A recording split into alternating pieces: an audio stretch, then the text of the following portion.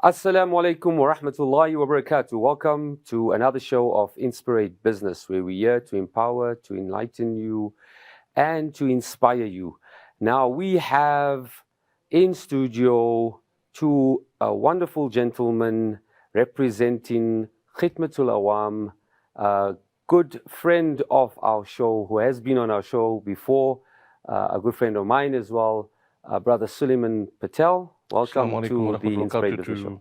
And thanks for the invite and really appreciate it.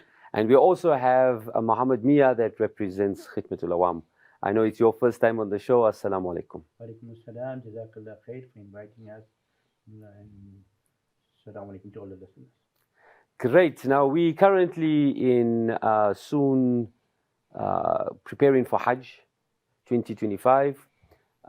We know last week, Wednesday, I believe, the Hujjaj were accredited. South Africa's been provided 2,500 an allocation. And we want to talk about Hajj, Khidmatul Awaam, where is it positioned, as well as what are the challenges, opportunities. I believe it's changing a lot. There's a lot of dynamics with the way Hajj and Umrah is being dealt from the kingdom. And we'll talk a lot about all of that. But I think importantly, let's get an understanding of Khidmatul Awaam. You know, as we do with everyone that's here, we like to get the backstory. You know, nobody knows how it started, what was the thinking. Now, I remember, and I think the year might have been 2002, 2003, somewhere there. Suleiman, I think in our consulting days, at that time, I remember in my office in Ilovo, I received an email. And it was an assessment done by consultants where it looked at the current landscape of Hajj. And it was dominated by a few operators. And they were like supernormal profits that these two operators were making. And what my understanding of what that summed up that assessment was, we need to make Hajj affordable for our Hujjaj. And I believe that document, that assessment analysis was the precursor to the founding of Khidmatul Awaam. So maybe you can share a little bit about how it actually came about. So I'll kick off. I think in very simple terms that in South Africa post 1994, the dynamics of how regulation came about and how enforcement related to that regulation took a very different stance post 1994. I mean, the reality was in those days we used to have quotas 7,500 plus. And obviously, it was a very, very laissez-faire approach in how people could actually go for Hajj and so forth. And unfortunately, post that, what we actually saw at that particular point in time was I would say that the profiteering bordered on the exploitation side, where you could see year on year the price of Hajj and the grouping of Hajj would become anything between 20 to 25% year on year. And that was going to be very, very unsustainable at that particular point in time. And then the reality was that various actions and activists got in and said how we could potentially come about with an alternative way. And through that, we had to find different mechanics to be able to do it. That you're not going to be able to stop a process, but you can counter that process through supply and demand. Ultimately, if you're coming in with a different profile and with a different type of package, ultimately that will start bringing up a balance into that particular market. And that's the journey of Khidmatul Awaam, where Allah subhanahu wa ta'ala is the creator that gives them the inspiration to individuals to say to do something. And ultimately we then just become the de facto facilitators in terms of actually bringing it together. Mohammed, from your side, since when have you been with Khidmatul Awaam? Alhamdulillah, I think we thank Allah subhanahu wa ta'ala for affording us the opportunity to serve Khidmatul Awaam. I think the year 2008 when obviously Khidmatul Awaam started. Alhamdulillah, I think we started obviously in various regions across the country where office bearers were nominated to come and serve on the Shura board in itself. At that given time, I think so, our Amir, late Marhum Yahya Sahab, obviously was appointed as Amir.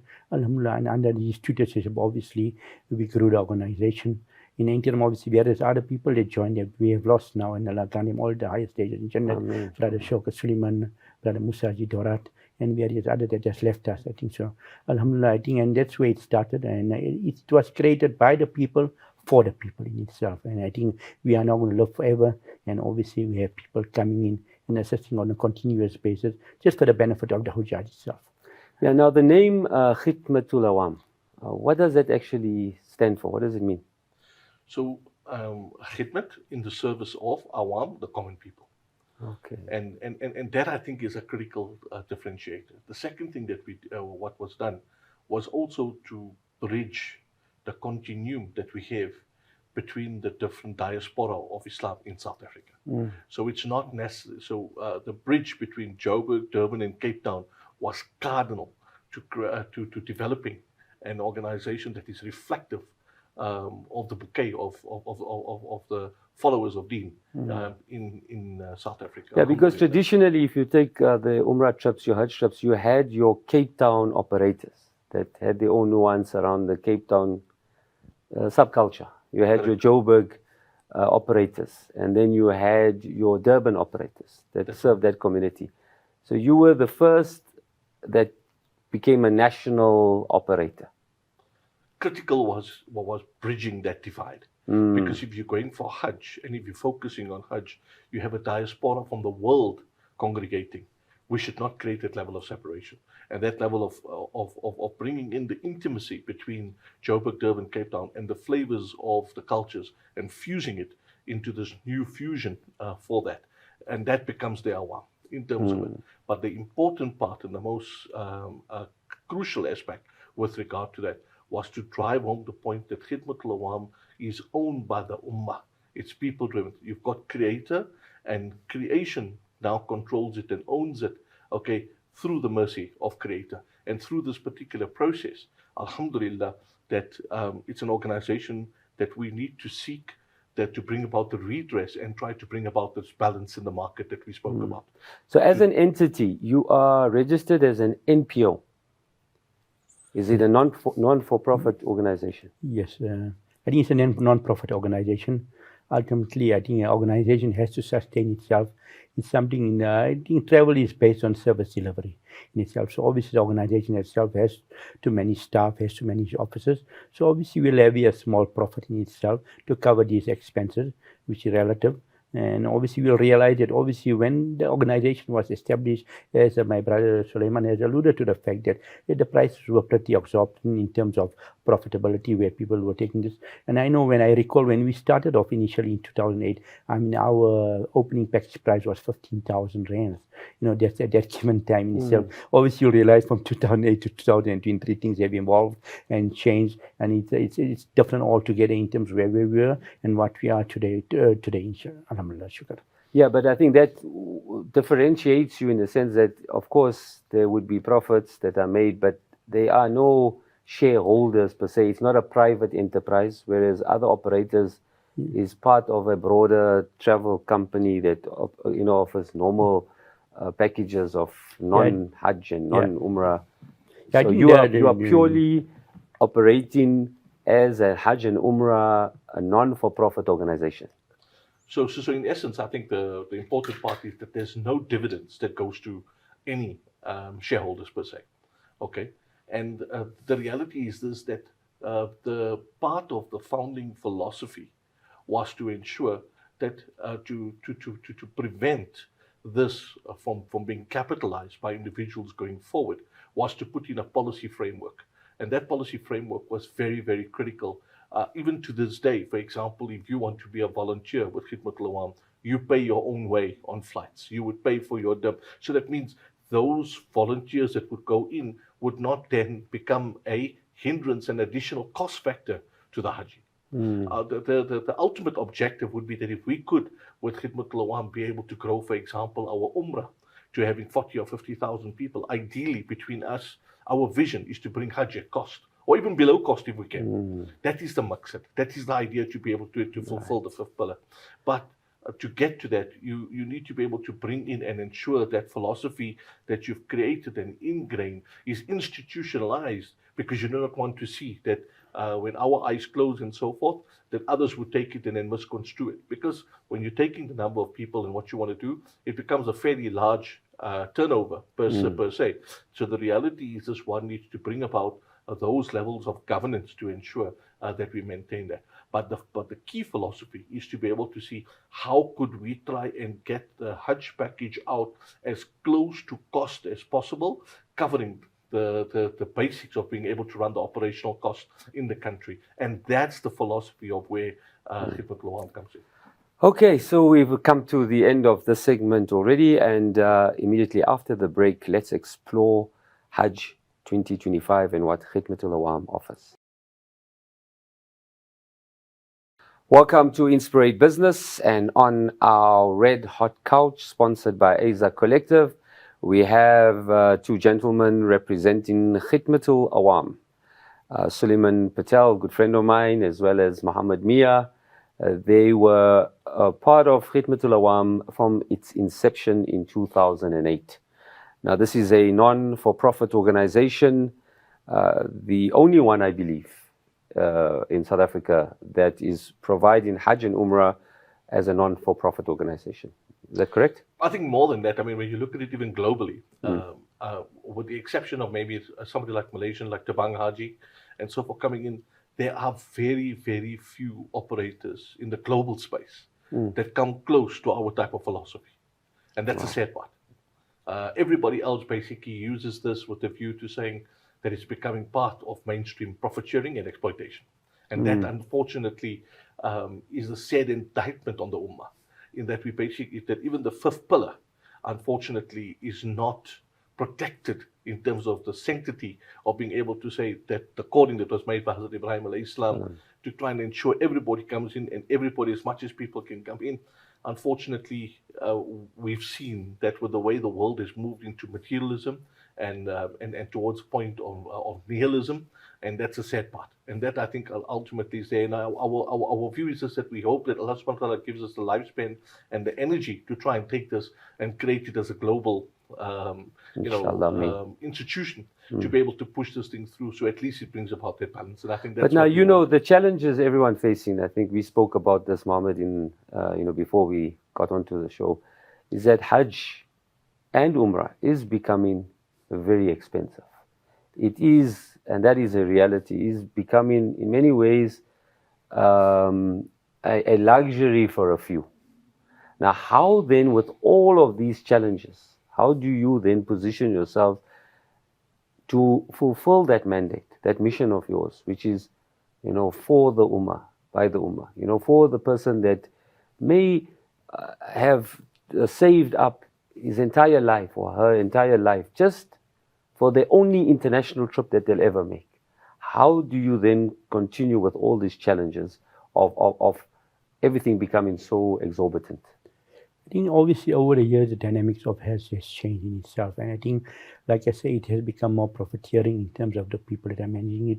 Obviously, probably in Saudi Arabia, ultimately economies of scale, people want to maximize and profit. I think in terms of the digital era, we're seeing a lot of it is moving in that direction in itself.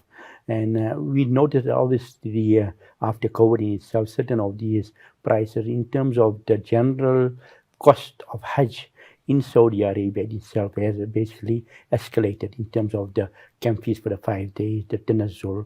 I think in terms of Saudi Arabia in itself, where previously there was no taxes or there was no VAT, these type of things have come into being. It's a critical amount. If you look at 15% or 20% relative to the cost of the 60 or 70,000, it adds up, and ultimately it costs the Hujjaj more money in itself. And certain of these factors, that means Khidmatul Awaam as an organization hasn't got no control. These fees are set by the Ministry of Hajj, and we're guided by that process in terms of levying the charges to the relevant Hujjajas there. I think the regulator in itself tries and always negotiate on behalf of Khidmatul Awaam to break down these costs. But it's relative. That means they got the level of fees, and we directed and guided by those fees. I think Alhamdulillah, as an organization over the years, I think Alhamdulillah, we're saying obviously without any pride, that Alhamdulillah, we level as probably one of the top contenders in terms of providing the service. I think over the years we have values in excess of 500 of various years to a certain level over 1 or 2 years, more than 1,000 people that we have taken. And I think we'll come and realize that why this has become so relevant in today's time in itself. And I think Brother Suleiman will obviously move on and explain to you why it is so relevant in this time itself.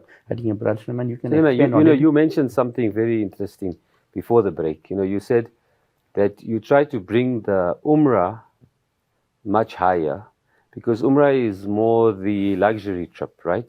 It's for those that can afford and that would choose Umrah versus maybe another type of holiday that they go for, because this is where they fulfilling an obligation.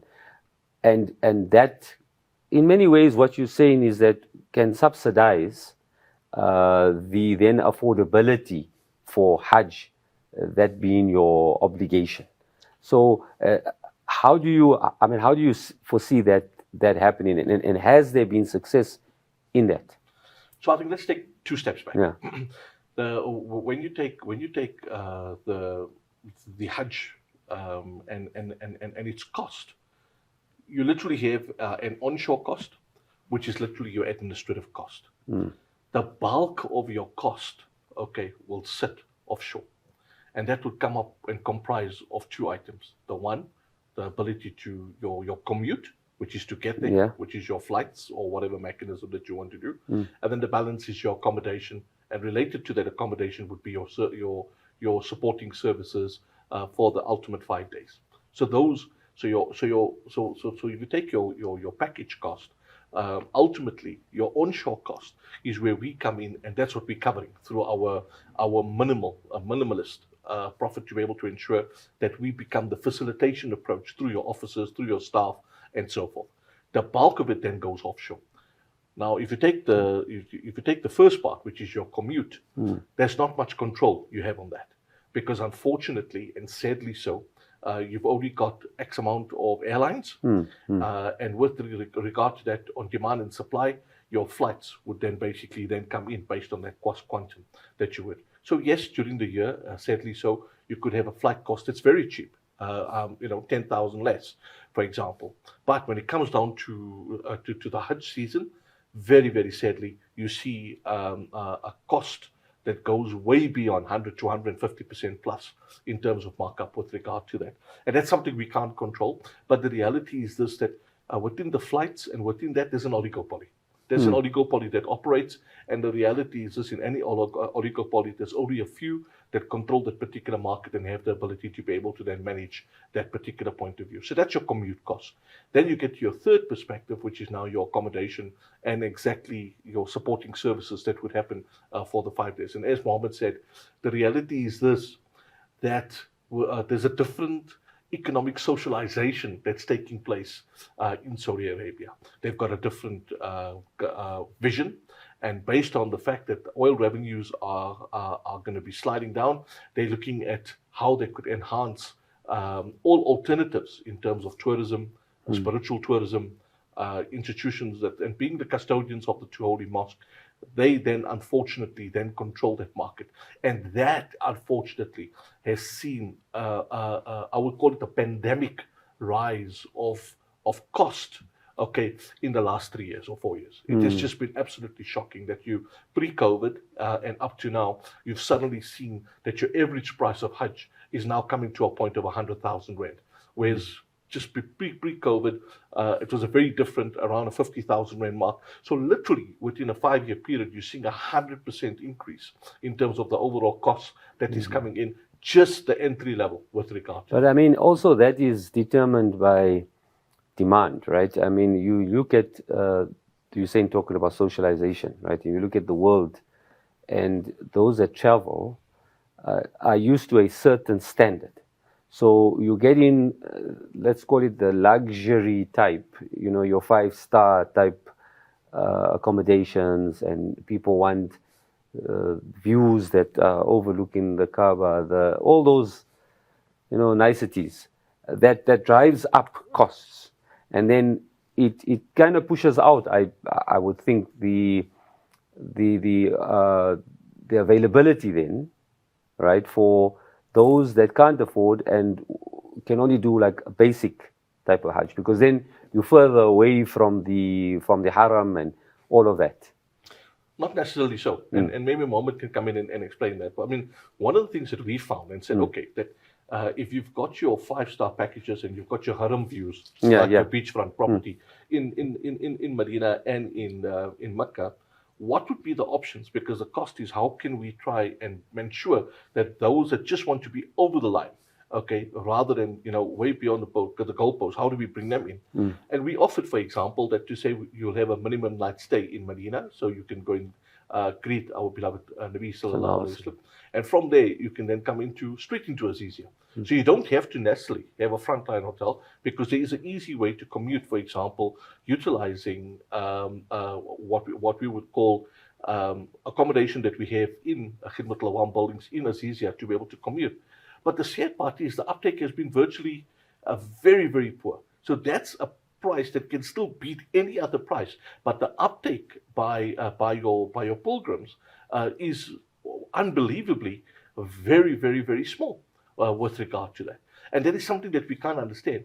And I think part of this may be the narrative that you have to be sitting at a frontline hotel and so forth, which is also then, that also means that through your demand and supply, okay, that you now have a higher cost factor that you then have to accrue. So if you take that demand and supply, plus the Saudi, the Saudi through its own economic policies, increasing the price of that particular property and then bringing in their own rental, etc., in terms of customs, excise, and revenue, suddenly, you're starting to have this layer cake that starts going up, and literally you see the bulk of this money going offshore, the bulk of this profitability taking place at that level, and there's everybody, unfortunately, starts getting a slice of the pie on that particular side. So the reality is this, that the pilgrim that is on this particular side is at the mercy of what we get. So if we work with our service providers on that particular side, whatever service price and profit that they basically got, and believe you me, they're not operating at the 5% or 4% that we're operating in, they're operating at maximized profit that they could. That then unfortunately becomes your cost of sale that you now need to be able to manage on this particular side. So that's what is actually forcing the change. However, even in that particular thing, Khidmatul Awaam, our ummah must say shukr to that, because we've coming in with that particular bottom line. That if once you've got this bottom line that we've essentially set up, we've set this threshold based on our cost. For example, at a 5%, if we basically put in, all other operators now need to be able to tally within that particular factor. However, where they would come in and be able to maximize it would be around the portion of the commute costs, which they could potentially leave it. All right. So when we come back from the break, I want to delve deeper into what that offering is, where you positioned, immediately after the break. Welcome to Inspirate Business, where we're here to empower, to inspire, and to enlighten you. And we're talking Hajj 2025 and beyond. And Suleiman, before the break, you were talking about where you position, and with all the pressures, the costing pressures, you talked about the layers, and since COVID, you were mentioning, Mohammed, how it's become so expensive. But you were still able to, as an NPO, position yourselves as much as possible to provide according to your mandate, that of serving the ummah, the common man. Now, for 2025 Hajj, let's focus on that. I want to travel. What are you offering, and how are you positioned in comparison to other operators? We provided 2,500, I believe, and I believe that we're talking about that there's only 5 or 6 operators, something unique this year. Maybe just expand a little bit about that, and then where you positioned. I think it has changed, and as we indicated, that healthcare has just evolved. I think the dynamics of the whole thing in Saudi Arabia is they realize that obviously dealing with people is more challenging in terms of time, in terms of managing their logistics. So I think they're moving away from this concept of where initially, you had to realize a minimum of 50 people per agent. Last year they increased it to 100, and this year it's 500 minimum per operator. In certain countries like Nigeria and Pakistan, the minimum is 2,000, whereas last year it's 500 and it's 2,000. Obviously, we're not sure, it changes year for year, and probably we're not sure where Saudi Africa is going to move towards itself. So I think the important factor is this year that, Alhamdulillah, I think the Hujjaj must realize the challenges we face. That means if an operator doesn't reach the maximum of exceeds 500, that operator won't be able to trade as per the guidelines provided by the regulator, the SAUC in itself. So I think there's an important factor that Hujjaj must take into consideration. Alhamdulillah, I think we're not saying what any amount of pride in itself, but Alhamdulillah, over the years, Khidmatul Awaam has excelled and did much more than a 500 to a level, obviously, where we reached a level of 1,100. So in terms of capacity, in terms of servicing of the Hujjaj, I think over the years, we understand, obviously, in terms of how to manage the logistics, how to manage the work inside South Africa and outside South Africa. To add to that, obviously, I think Hajj in itself is not about logistics. There are various spiritual aspects in terms of when people go for Hajj. And I think our vision is obviously taking those people there, Alhamdulillah, what the ulama that we take, Alhamdulillah, they help and they give support in various fields, whether it's question answers prior to departing and obviously during the pilgrimage. I think we put strong emphasis on this. How many ulama do you take with Alhamdulillah, I think so. We have this year, obviously, we have a strong team of almost 12 to 13 people that are available. I think they'll help and give support in terms of the ground support in South Africa.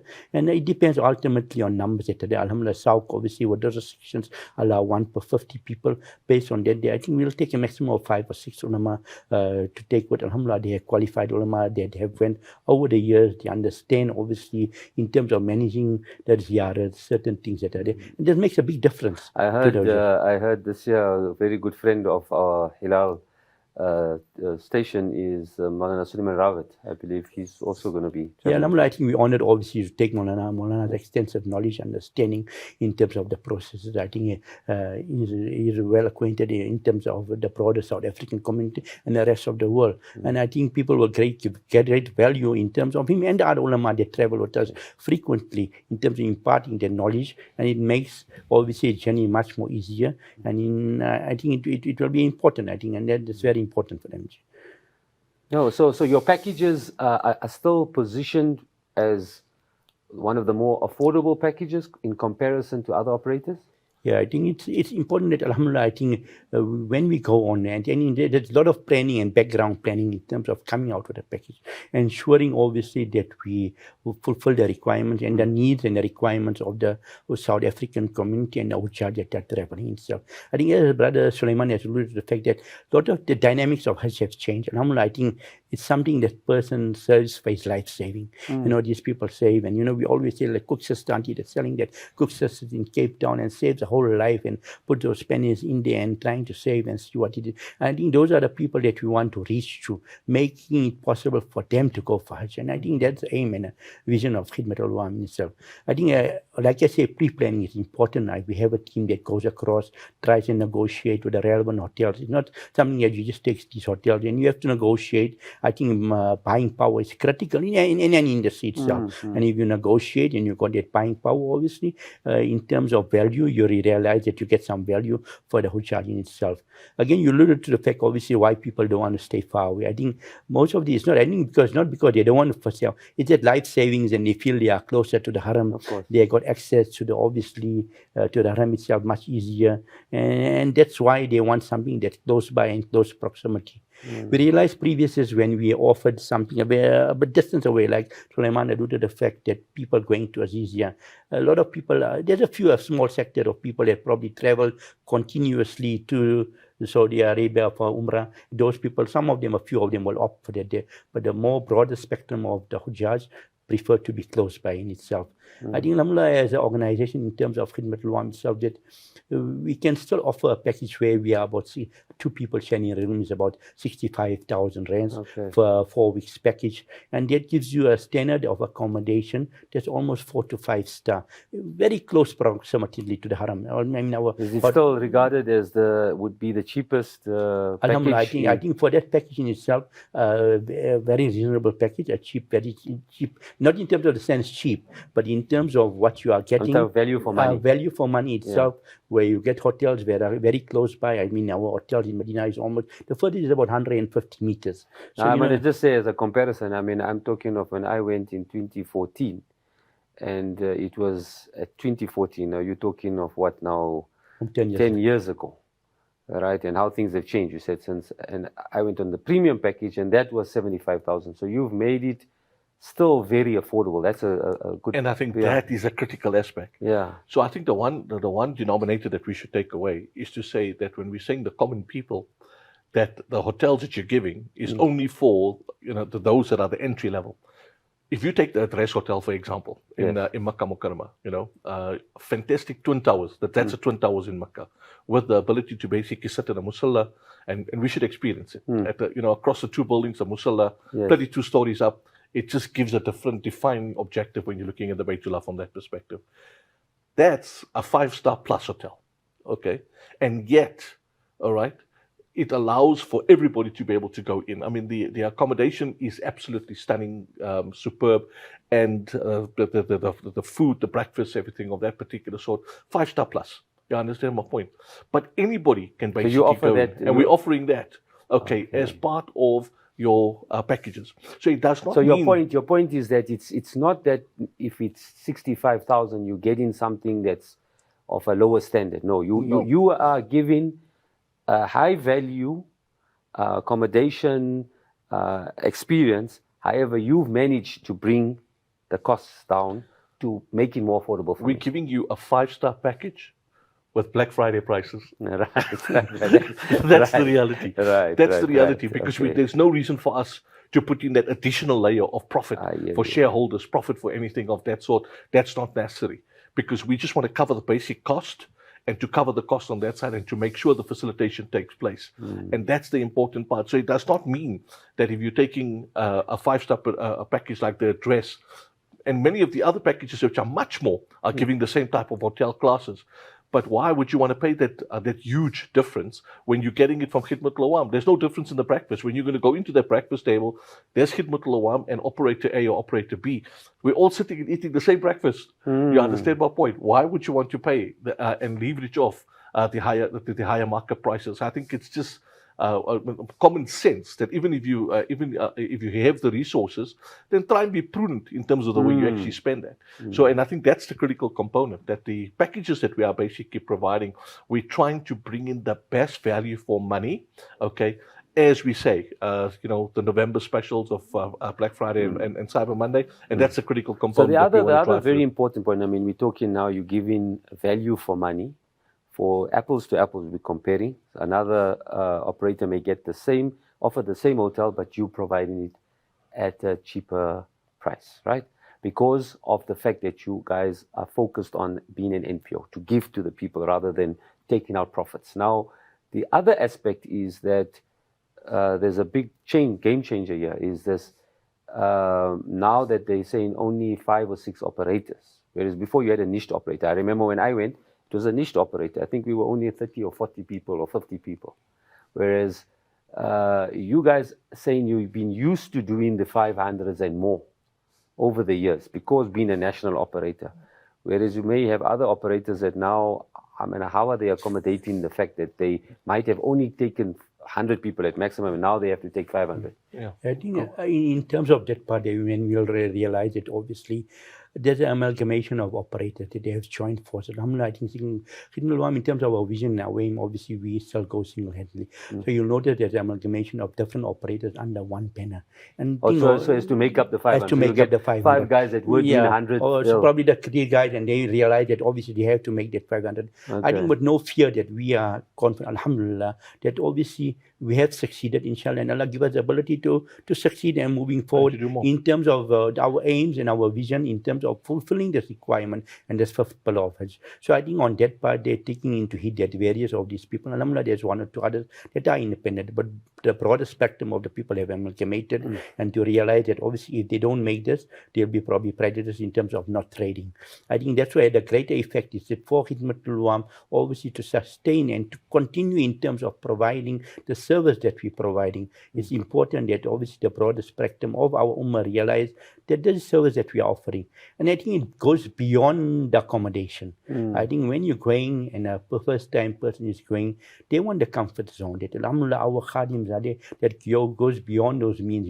For them that time doesn't mean anything. That 24 hours probably is day and night. And when they go on there, they are available to avail themselves upon arrival. From the time you arrive till the time you depart, these beloved khadims give their time and energy in terms of servicing the Hujjaj. I think travel is service orientated. And I think that's the other part that we emphasize on, giving service, making comfortable. The people that are traveling first time, there's that reluctance, there's that fear.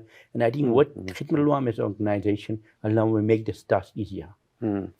Okay, we've come to the end of this segment. When we come to the last segment after the break, we want to explore where the future of Hajj is immediately after the break. Okay, welcome back to Inspirate Business. And we have Khidmatul Awaam represented on our red hot couch. And we're talking Hajj 2025. That's now the Hujjaj, the potential Hajjis have been accredited, 2,500 for Hajj 2025.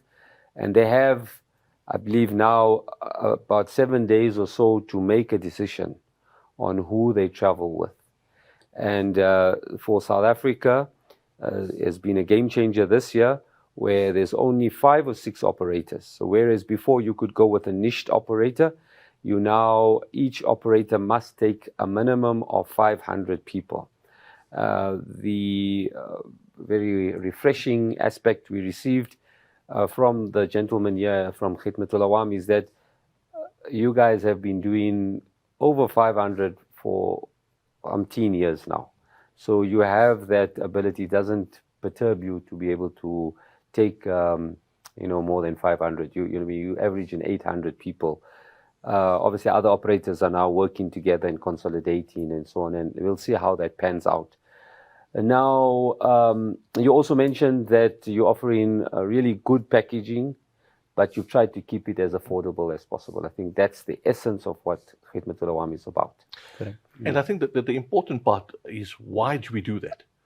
Because the key differentiator in Khidmatul Awaam is that the khadim that goes with you, that person that will be your life and soul and your facilitator for that, there is no better person than the heart of a volunteer.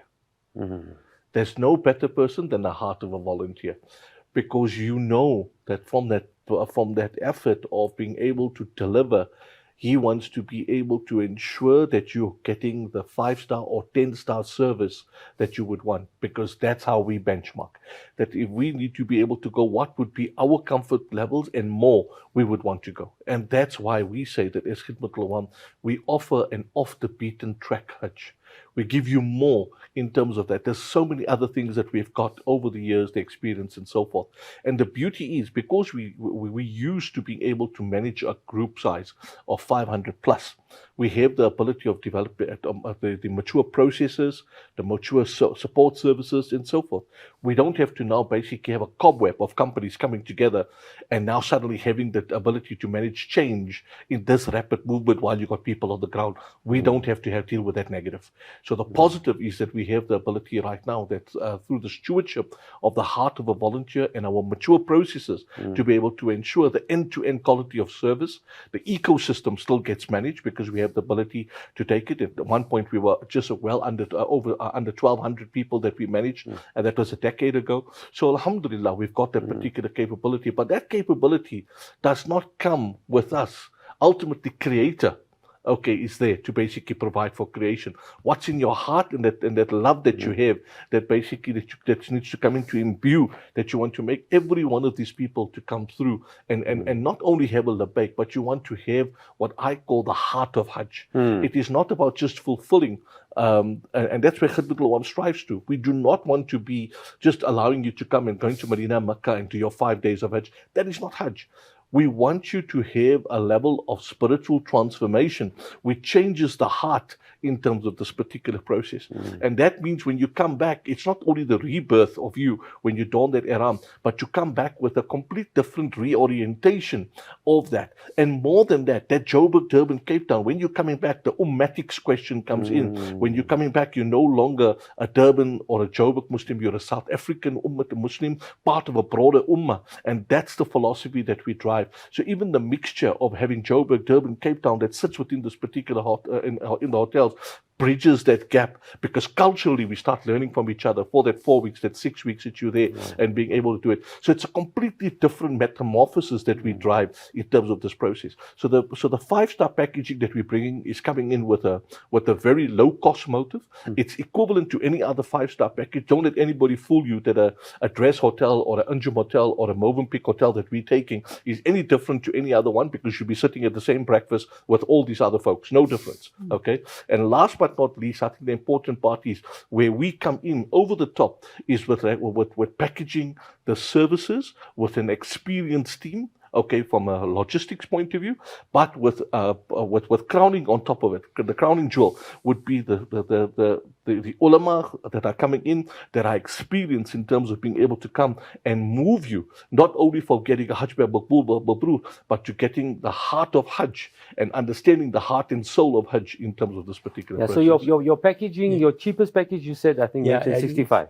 I think about 65, and we just take that into context. Alhamdulillah, I think that when you're departing here, you're staying probably in a frontline hotel like Al Anwar Movenpick, which is right on front on Inamataf itself. And obviously, you're going to get your breakfast, and obviously your transport, everything is covered. So it's a peace of mind. When you're arriving, obviously in Mecca, you got Movenpick Mecca, there's in Abra Center, or you got the option of a dress. We're referring now to Movenpick at 65,000, and there you got the inclusivity of your breakfast, and you get your lunch voucher that's there. So in terms of, remember, food is expensive in Saudi Arabia, and you have to take this. You have a lunch voucher as well. Yes, lunch voucher where you got access to various different restaurants at any given time. You're not committed to a time period, and you're welcome to go there and obviously enjoy whatever it is that you want. And from this voucher, 2 people can even sufficiently eat. So it covers probably a lunch and a supper in itself for the voucher. And when you move on to Aziz, and these are important dynamics that our Hujjaj must take into consideration when choosing a package, because it adds up. Ultimately, over 5 days or 6 days, 1,000 rand per person,